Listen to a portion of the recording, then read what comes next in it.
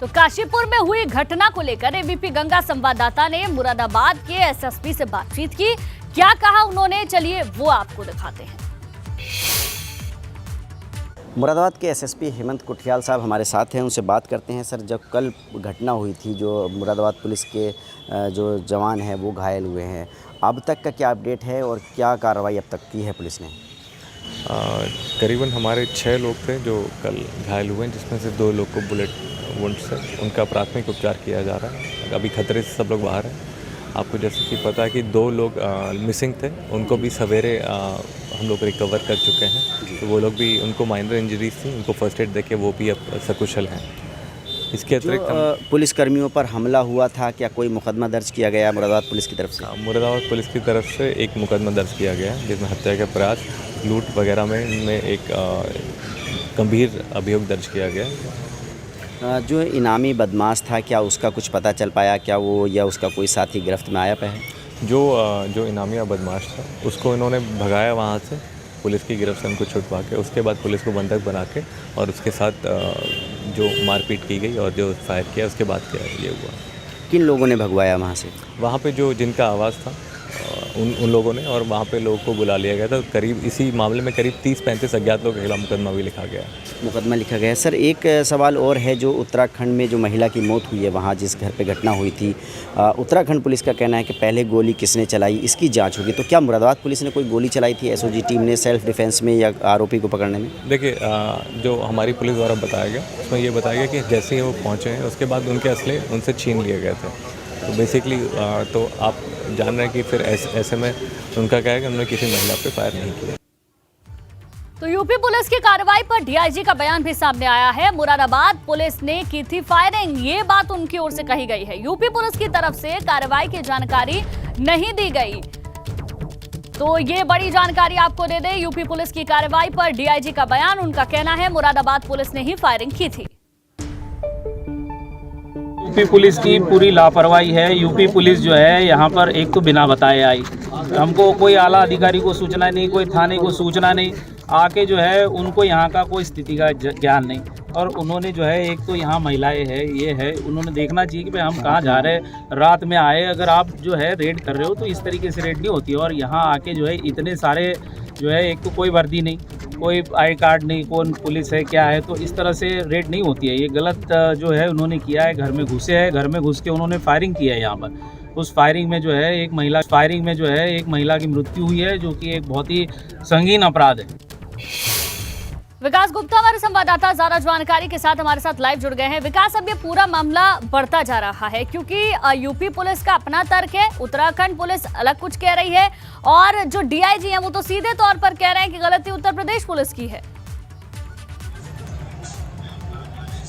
यहाँ बिल्कुल UP police और उत्तराखंड पुलिस आमने सामने आ गई है। कल के घटनाक्रम के बाद यूपी पुलिस का बयान कुछ और आ रहा है, जबकि उत्तराखंड में कुमायूं के डीआईजी ने साफ कर दिया कि पूरी तरह लापरवाही है उत्तर प्रदेश पुलिस की।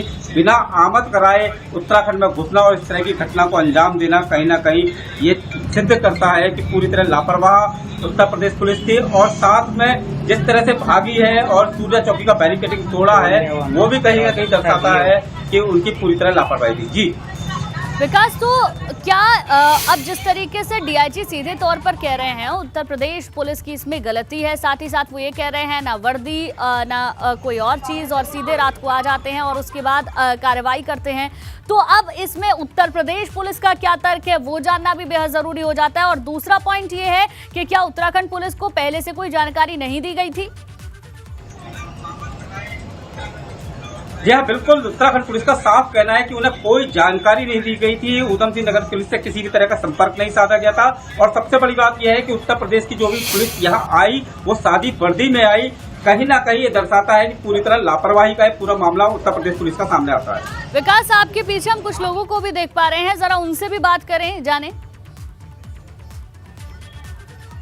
जी, मेरे संग विधायक आदेश चौहान जुड़ गए हैं, मैं उनको आपके सामने लाना चाहूंगा।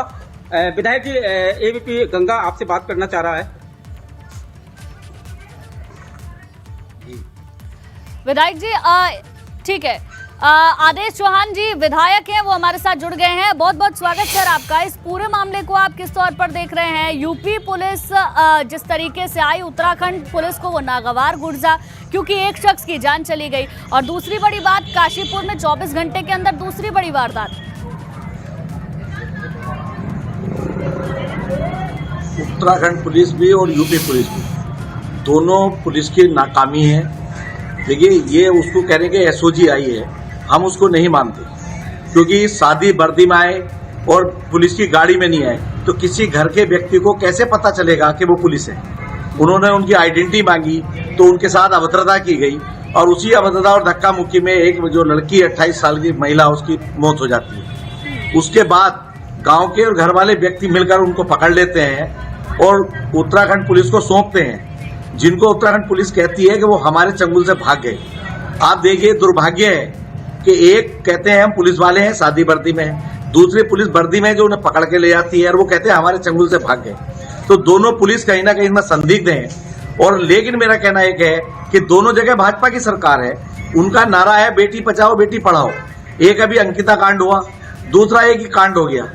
आज पुलिस फेलियर है, सुरक्षा की कोई जिम्मेदारी पुलिस की नहीं है, केवल हर पुलिस उगाही पे और वसूली पे लगी है। उनका जनता की जान माल से कोई लेना देना नहीं है। यूपी पुलिस ने अपने यहाँ 307 का मुकदमा दर्ज कर लिया, उत्तराखंड पुलिस ने यहाँ पे हत्या का मुकदमा दर्ज कर लिया। मैं कहना चाहता हूँ कि वो जिससे छुटकर भागे उन पुलिस वालों पे कार्रवाई अब तक क्यों नहीं हुई? ठीक है, ये हमें डीआईजी एसएसपी महोदय से जवाब चाहिए। हमने सरकार को कहा कि भाई आज तक उनको अभी तक सस्पेंड क्यों नहीं करा गया? ठीक है। आदेश चौहान जी, बहुत बहुत शुक्रिया अपनी बात रखने के लिए बीपी गंगा के साथ। शुक्रिया आपका।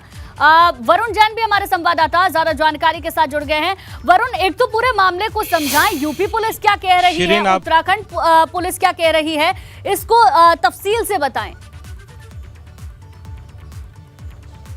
देखिए शिरीन, पहले आपको मैं दिखा दूं, जो गुरुताज भुल्लर हैं, उनकी जो पत्नी है, उनको अब अंतिम संस्कार के लिए यहाँ से लेकर जाया जा रहा है। जो गुरुताज भुल्लर है वो यूपी पुलिस के ऊपर आरोप लगा रहे हैं, तो यूपी पुलिस कहीं ना कहीं जो पूरा का पूरा ठीकरा है वो गुरुताज भुल्लर, जो कि जेश ब्लॉक प्रमुख है, उनके ऊपर छेड़ रही है। मैं आपको बताऊं, जो एसएसपी हैं उनसे हमने बात करी। एसएसपी का कहना था कि जो जफर है रेत माफिया, उसकी उनके पास पहले से जानकारी थी, वो मुरादाबाद से उसका पीछा कर रही थी। एक हॉट चेज हुआ, हॉट चेज करते करते जो जफर है वो यहाँ पर बॉर्डर पार करके काशीपुर पहुंचा और यहाँ पर जो भुल्लर है उनके घर में जा छिपा और उसके बाद उन्होंने इस घर के अंदर सर्च किया। जब हमारा सवाल ये था कि क्या आपके पास किसी तरह का कुछ सर्च वारंट था, क्या आपने लोकल पुलिस को इस बात की जानकारी दी थी, तो कहीं ना कहीं यूपी पुलिस के पास इस बात का कोई जवाब नहीं था। तो वही जो दूसरा पक्ष है भुल्लर, उनका ये कहना है कि वो जफर को जरूर जानते थे। जफर को लेकर एक बार उन्होंने यूपी पुलिस से संपर्क भी किया था कि इसको किसी भी तरीके से नाजायज तरीके से नहीं फंसाया जाना चाहिए। यानी कि जफर को वो जानते थे, इस बात को कबूल कर रहे हैं, लेकिन वो उनके घर में नहीं छिपा हुआ था। उनका आरोप है कि अचानक से 8-10 पुलिसकर्मी सिविल ड्रेस के अंदर घर के अंदर घुस जाते हैं और जब परिवार से बातचीत कर रहे थे, इसी दौरान उनकी पत्नी की गोली मारकर हत्या कर दी गई। तो आरोप और प्रत्यारोप जरूर चल रहे हैं, लेकिन अब इसी बीच सबसे अहम बात ये हो जाती है कि उत्तराखंड पुलिस ने यूपी पुलिस कर्मियों के खिलाफ में हत्या का मुकदमा दर्ज कर लिया है। अब जब जांच पूरी होगी तभी जो सच है वो सामने आ पाएगा, लेकिन कहीं ना कहीं अब इस पूरे मामले पे दोनों ही पक्ष एक दूसरे के ऊपर आरोप लगाते नजर आ रहे हैं। जी ठीक है, आरोप तो लग रहे हैं, लेकिन जो बड़े अधिकारी हैं उत्तर प्रदेश पुलिस के भी और उत्तराखंड पुलिस के भी, उनका क्या कहना है ये बेहद मायने रखता है।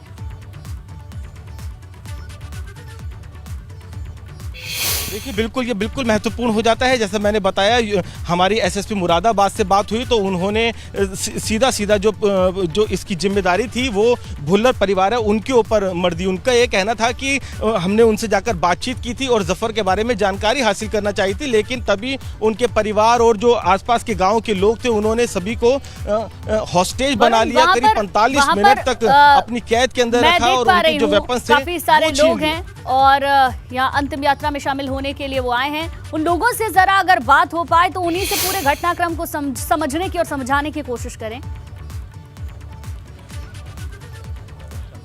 देखिए इस समय स्थिति इस तरह की नहीं है। आप अंदाज़ा लगा सकते हैं कि परिवार के लोग यहाँ पर सब रिश्तेदार और आसपास के जो लोग हैं वो पहुँचे हैं, जो अंतिम यात्रा है उसमें शामिल होने के लिए। सब बेहद गमगीन है। किस तरीके से जो परिवार की जो एक बेटी थी, जो बहू थी, इतनी कम उम्र में इस तरीके से चली गई। और कहीं ना कहीं जो परिवार का ये आरोप ये है कि जो हत्या है वो एक जानबूझकर इसको अंजाम दिया गया है। जो पुलिसकर्मी थे उन्होंने शराब पी रखी थी, ऐसा परिवार का आरोप है। उनका कहना है कि ना ही पुलिस के पास यूपी पुलिस के पास किसी तरह का सर्च वारंट था, ना ही उन्होंने लोकल पुलिस को इंटीमेशन दी थी। अचानक से घर के ऊपर कुछ इस तरीके से धावा बोल दिया और अभी परिवार पुलिसकर्मियों से बातचीत ही कर रहा था, तभी अचानक उन्होंने गोली की आवाज़ सुनाई थी और पता चला कि उनकी जो बहू है उनकी ठीक है वरुण, गोली बहुत लगने बहुत से मौत शुक्रिया हो गई है। पूरी जानकारी के लिए आपका।